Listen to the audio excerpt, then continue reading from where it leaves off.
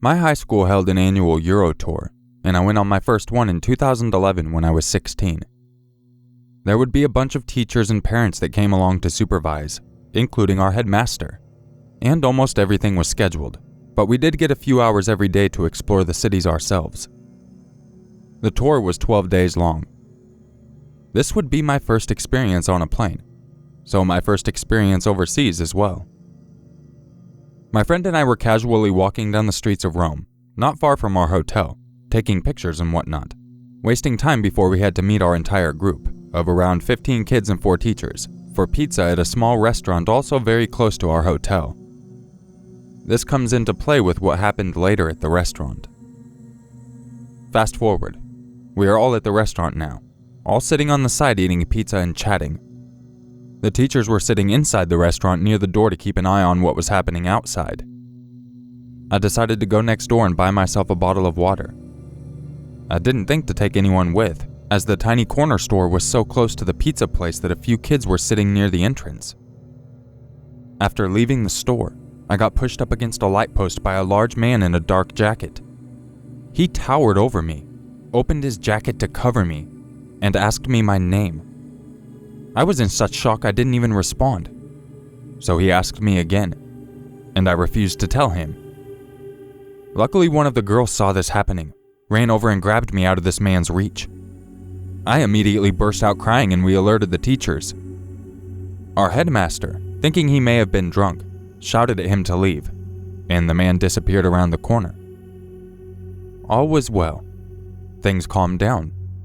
I was now standing against the wall with 6 people in front of me, closer to the entrance. This same man then pops out of what seems like nowhere and tried to break through the people in front of me to grab me again. This causes huge havoc with everyone around us, and now adults are on high alert and getting involved, trying to chase this man away, only to see him run a little further down the road and hop in a white car and drive off.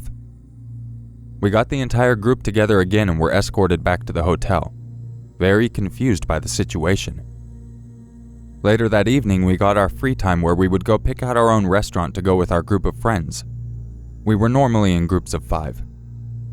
We dressed up and walked down the street until we found a restaurant we liked. The earlier incident had lost its worry with all the excitement and activities that were going on. We were heavily distracted. We then all, the whole group tour minus adults, decided to meet up at a bar, since Euro tours can't be complete without an older group trying to act a little naughty, slipping in a few irresponsible drinks before curfew. As I got to the entrance, I was pulled inside by 2 of the people on my tour and told to sit down. Apparently, someone spotted the man from earlier on in the day, in the same white car, sitting parked a little further down the dark road. This time he was with another man.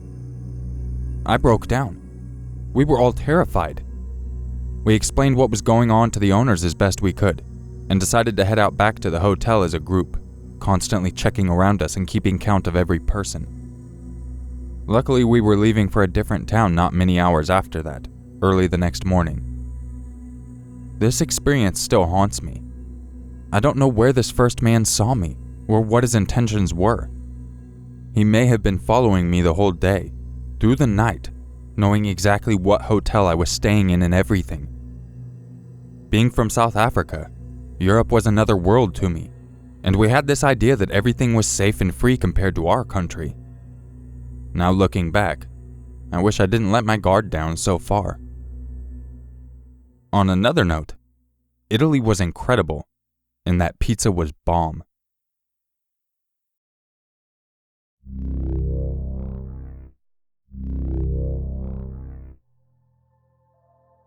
If you ever want to hear some of the most fucked up stories you'll ever find in your life, just ask your regular graveyard guy at your local all-night convenience store for some of the shit he's seen. And dear God, man, bring some popcorn. In my life, I've been the graveyard guy for not 1, not 2, but 3 different 7-Eleven locations. And I'm going to tell you about one of these stories. This one is about a gentleman named Richard. Working the graveyard shift, I was the lone employee from just after 10 at night to just before 6 in the morning. Not only that, but the next nearest all-night anything was another convenience store about 2 miles away. that from my store you could just barely see the light pollution of their neon. This setup alone made for many interesting happenings, and tonight it was a Saturday night going into Sunday morning, just after 4, when a middle-aged male with thick glasses and week-old stubble walked in. He wasn't unpleasant at first. He made small talk as he walked through the store, sometimes to me, sometimes to no one in particular. He mentioned things about the weather. He asked about the hot dogs and taquitos on the grill. It was what it was at first. But then the comments started slipping into minor vulgarities and weird things. After walking about the store for a good 20 minutes, he comes up to the register and checks out, without anything to actually buy. I asked if he needed help with anything, and he asked me what I knew about the Antichrist.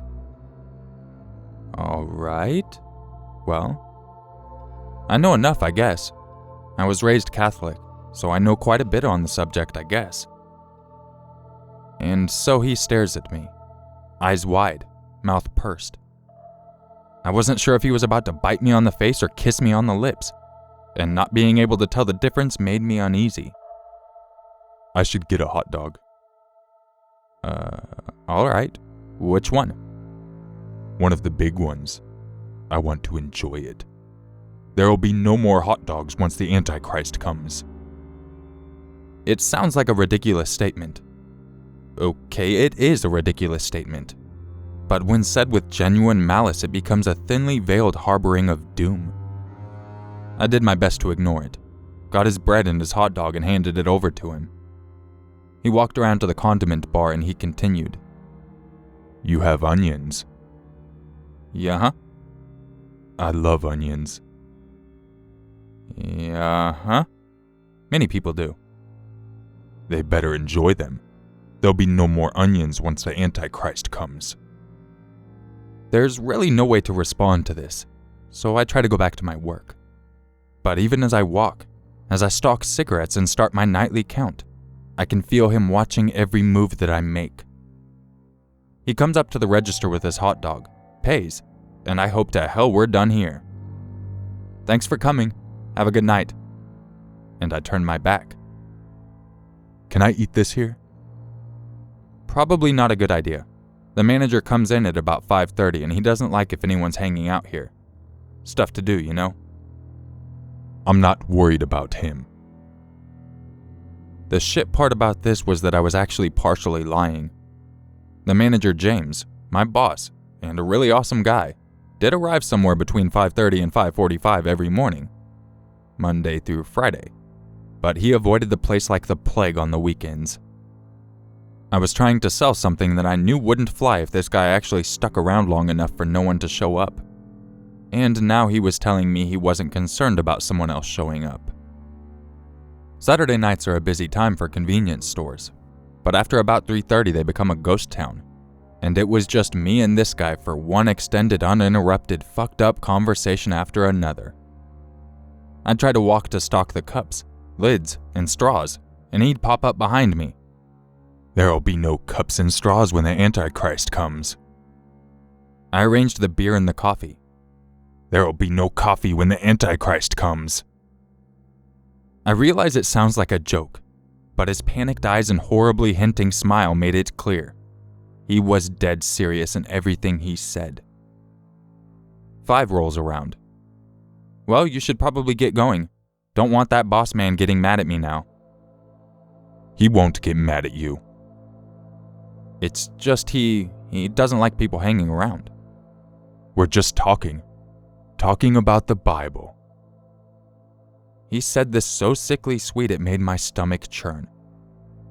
Yeah, but still, he's going to be in here soon. I'm not worried about him. I need milk. Okay. I pointed to the display case. He walks back, grabs a thing of milk slowly and robotically, and inspects the carton all the way back to the register. I love milk, he says. Oh, really? Yup, but there'll be no more milk when the Antichrist comes. The devil won't allow that. It's holy sustenance. Alright, so at this point I'm sizing the guy up. He's about 5'9" and I'm about 6'4". and I've got at least 100 pounds on him. So if things go south, I think I can get a few good knocks in before he pulls out my liver and puts it on his head. 5:10. Should really probably get going. Jesus loves all of his children. 5:15. Boss is going to be here soon. I'm not worried about him. 5:20. Is there anything else you need? The devil is real. Insert my full name. This is the part where two things happen that if I hadn't lived through it, I would call bullshit to the person telling the story. At 5:30, for the first time in the almost 2 years I'd worked there, my boss James comes walking into the store on a Sunday morning. He's managed to unbluff my bluff with this guy. Secondly, and this is the jaw-droppingly hilarious part for me, James had been on the beach on Saturday. James had fallen asleep at the beach on Saturday. James had shaved his head fresh before going to the beach on Saturday. In other words, just as I told him he would, my boss came walking in at 5:30 on the dot, with a completely shaved head, his long dark goatee, and bright red skin. What the fuck are you doing here? I honestly have no idea. He looks at the guy. Who's this? I didn't answer.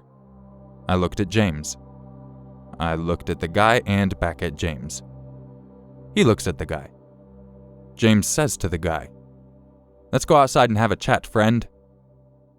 Less than 10 minutes later, the guy was walking off and James comes back into the store. "So how are you?" The fuck was that all about? "Oh, Richard? Well, he started telling me about Jesus. I started telling him about witchcraft. He said the Antichrist was coming. I said I was the Antichrist. Overloaded his circuits. He left." I love James. I wish this is where the story ended, but about 3 months later I'm outside of my store and smoking a cigarette with a few of my regular customers of mine, just chatting away. Somewhere in the distance I hear, "Jesus! Lord God help me!" I perk up, but the people I'm with don't seem to notice. "Jesus, please, I know you can help me." It's closer now, and I actually say, "Oh, please don't be Richard." "Jesus! Jesus Christ, come down from the heaven and save me." "Please, oh no, don't be Richard." Sure enough, barreling around the side of the building and heading in my direction is a panicked, screaming, sweaty Richard, covered in his own blood. The people I'm with ask the appropriate question of, "Dude, is he fucking covered in blood?" I, on the other hand, had only one thought on my mind, and I repeated it over and over again. "Don't go in the store. Don't go in the store. Don't go in the store. God damn it." I crush my cigarette out and run into the store. In the few seconds he's been in there, I see blood all over the doors, the floors, the rugs, and the countertops. "Jesus Christ, please fucking come down and save me." I grab him some towels and toss them in his general direction, trying to get an idea of the nature of his wounds while dialing 911. Now, I can't be sure because I can't really say I've seen it before, but it looks quite possibly like he tried to crucify himself. All right, then. 911, what's your emergency? I have a gentleman in my store who is injured, screaming profanities, yelling about Jesus, and he's covered in his own blood. What? His name is Richard, and I don't know how badly he's hurt. Yeah. I hear her typing.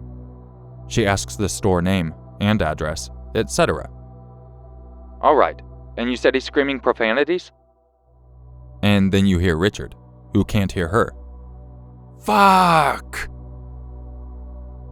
Did you happen to hear that? Yes, I did. And you said he's talking about Jesus? Richard, who still can't hear her. Jesus Christ, my Lord and Savior! Fuck! Please fucking come and save me! Did you happen to hear that? Yes, I did. And then Richard, in all his glory, does the one thing that makes any convenience store clerk go aggro, especially one on Graveyard. I turn away from him to give the operator the store incident number, and when I turn back around, Richard is now behind me. Behind the register. I drop the phone. Richard, I don't give a fuck what's wrong with you. If you don't get out from behind my fucking counter, I will hang up with 911 and let you bleed to death right here in my fucking store. But the confrontation didn't last long. Before he could respond, there were 4 police officers with me. I thanked the 911 operator, hung up and left the area. Richard was handcuffed inside of an ambulance, and even the officer said it appeared he tried to do something harmful with religious significance. I thanked them for coming so quickly, and we laughed about the strangeness of it all. And then I asked a question I wish I hadn't. So, who cleans up all this blood? That'd be you.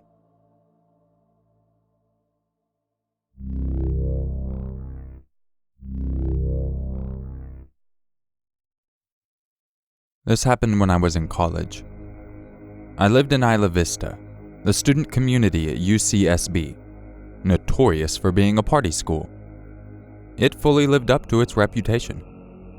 I like to party, but holy shit, these people were off the wall. As such, there were a lot of people who put themselves in dangerous situations, drinking to excess, not being careful, not locking doors, etc.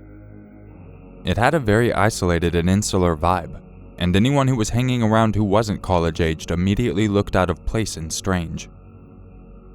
One night after having a few drinks, I came home to a small house party where I lived with 2 other girls, probably around 2:30 a.m. We were all serious students. I was probably the least serious, actually, and when we partied, it was not your typical UCSB mega rager, more like a small get-together with friends. We would often have a few people spend the night, sleep on our furniture or in our beds as the case may be. That night my roommates had a few people over who I didn't know, and I saw when I returned home that one of them had opted to sleep on the couch from the shadow that I saw there. I didn't turn the lights on, so I didn't wake anyone up, but as I was passing the couch to enter my bedroom, I noticed the figure was lying very stiff. He just had this weird energy to him. He was lying down, but it was like he was putting all of his energy into lying as still and rigid as possible. I paused, and the guy quickly jerked his head to face me, without moving his limbs, so quickly that it startled me. I could see his wide-open eyes glinting in the dark. Figuring that I'd startled him or he was just drunk, or maybe on some kind of stimulant and unable to sleep, I just hurried past into my bedroom and locked the door. The dude made me nervous, and I wasn't taking any chances. I fell asleep. At 4:30 a.m. I woke up. There was a strange sound at the door, almost like somebody was drumming their fingers against the wood very quietly. I lay still and listened. There were more quiet sounds, like someone scratching the door with their fingers, which got louder and louder until it was clear that they were using both hands and scratching as fast and as hard as possible. It created an extremely loud and intimidating sound that filled me with fear. I got my cell phone and texted my roommate because I was afraid to make a sound. "Your friend is freaking me out. Is he coked out? Can you talk to him? He's banging and scratching on my door." She didn't text me back, probably because she was asleep. I texted my other roommate to the same effect, covering all my bases. Keep in mind that the scratching has been going on at this point for a couple of minutes. I have no idea how he could have sustained it. Scratching a wooden door with your fingernails can't feel good. He also grabbed at the knob and jiggled it super forcefully. Because neither of them answered, I decided to call and really wake them up, though I was scared to make a sound. I know it sounds stupid, but there was something seriously horrifying about being teased like this through the door. I knew he was trying to terrify me. I felt like a little kid, but I could tell this guy was fucked up or something and maybe the police needed to be called, and I wanted to loop my roommates in since it was one of their friends. The scratching stopped abruptly, and I called my roommate, who answered sleepily. "Yo, your friend is messed up. Can you please deal with it? Do we need to call the cops? He's seriously scaring me and he's scratching at my bedroom door. Really fucking weird." She didn't say anything for several seconds, and when she did speak, Her voice had no sleepiness in it at all. "What friend?" she said. "That fucking guy that was sleeping on the couch," I said. She was quiet again. "We didn't have any guys over," she said. "Call the police." My adrenaline surged and I told her to please lock the bedroom door as quickly as possible. I realized that I hadn't heard the scratching in a while and I had no clue where the dude had gone. Suddenly I hear a loud banging on the other end of the house where my roommates Lauren and Monica shared a bedroom. The bangs were followed by the sound of them screaming in fear. I quickly dialed the police as the maniac proceeded to bang against the, luckily, locked door of my two roommates as they screamed. The heaviness of the blows left no doubt that he was trying to break the door down. I told the 911 operator the situation and she'd dispatched 2 squad cars. The police in Isla Vista are generally used to peeling drunks off the sidewalk and breaking up brawling frat brothers. This was really serious and strange, and I think the dispatcher got the sense from my tone how terrified I was, and she stayed on the phone with me. At one point the banging stopped and everything was quiet for a while. I talked with the dispatcher and suddenly looked down to see that this guy had slipped his fingers through the 1-inch gap between my door and the floor and was just kind of waggling them around, making this weird growling sound. I screamed and backed away, which is my biggest regret about the situation, since when I look back it would have been so awesome to just stomp the shit out of those fingers and hear the guy howl in pain. When the cops rolled up, I heard running and the sound of the sliding glass door opening and closing. And then he was gone. The cops never caught him. He had broken in through our side door by jimmying the lock somehow. My door was covered in what turned out to be huge gouges he'd made by using a pair of scissors, which he discarded on the ground before he left. What terrifies me the most about this was that I walked right past him. I looked him right in the face. I realize now that he was not trying to sleep or on drugs. He was lying so stiff like that because he was hiding. He probably heard me open the door and freaked out because he hadn't realized there was another girl living there and tried to blend into the couch in the darkness.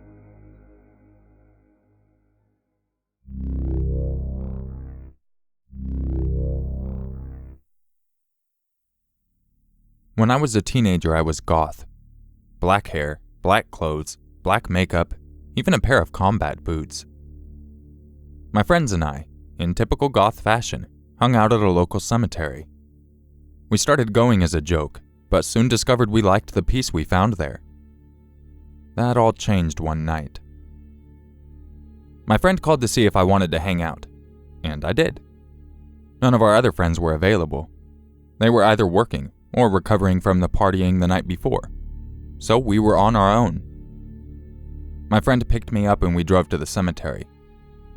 We were hanging out, smoking cigarettes, and bullshitting about the latest issues she was having with her boyfriend, when we noticed at the top of the hill we were on, about 100 feet away, a bonfire had been lit. You have to understand this cemetery is about a block off campus of a major university, and it's not uncommon for college students to go there to party. My friend and I sighed, knowing we would have to get going soon. It was illegal to be in the cemetery after dark, and we knew police would show up just because some jerks had decided they needed a bonfire. We decided to finish our cigarettes and then take off. Just then, the most horrible stench came wafting down the hill from the direction of the bonfire. My friend gagged and covered her mouth. I groaned and said, "What the hell?" My friend shook her head, saying, "I don't know what they're doing. Let's just leave." We get in the car and one of us suggested, I honestly don't remember who, maybe we should go up and see what they're doing. My stomach turned and a cold shiver went through my body. My friend must have had the same feeling because at the same time we both said, "No, we should leave." My friend turned the car on, switched on her headlights, put the car in reverse, and looked over her shoulder before starting to back up. I was still looking up the hill. A figure stepped in front of the bonfire. I could only see a silhouette, but I was sure whoever it was watching us. A feeling of terror hit me and I said, "Go, go, go, go," getting louder and more panicked with each word. My friend looked back up the hill for a second, and just as the figure took a step towards us, She slammed on the gas and peeled out, going in reverse down the hill. She rammed the gear shift into drive and we were out. We didn't say anything for a while until she said, "What the hell were they burning?" I shook my head. "I don't know." She dropped me off at home and I went to bed. The next morning I woke up and went out to the kitchen. My mom was there, drinking her morning coffee, and I joined her. We talked about her job for a bit when suddenly she comes out with, "Did you hear what happened last night?" I shrug and say no. I had just gotten up. She tells me that a woman she worked with was kidnapped from the parking garage. "Oh my God," I say. "Did they find her?" "Yes, but too late," she replies. "Whoever took her had raped and murdered her. They found her this morning up in the cemetery. He had tried to dispose of her body in a bonfire." I froze. My brain was going a mile a minute, the realization slowly creeping up. That's what that smell was. Needless to say, I never hung out at the cemetery at night again. I think back to our decision to leave instead of investigating the fire. That one decision could have changed everything. I also wanted to add that this story was verified by the moderators of the subreddit Let's Not Meet. How they verified it, I don't know, but it is verified. Just thought I would put that out there.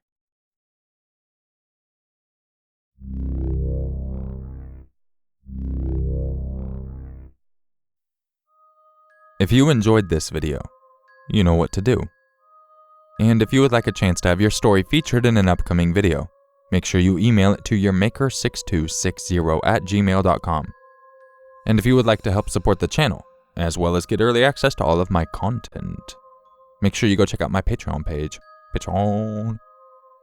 So I hope everyone enjoyed this mix of stories, and I will catch you in the next video, I guess. Thank you for listening, and I guess I'll talk to you later. Bye.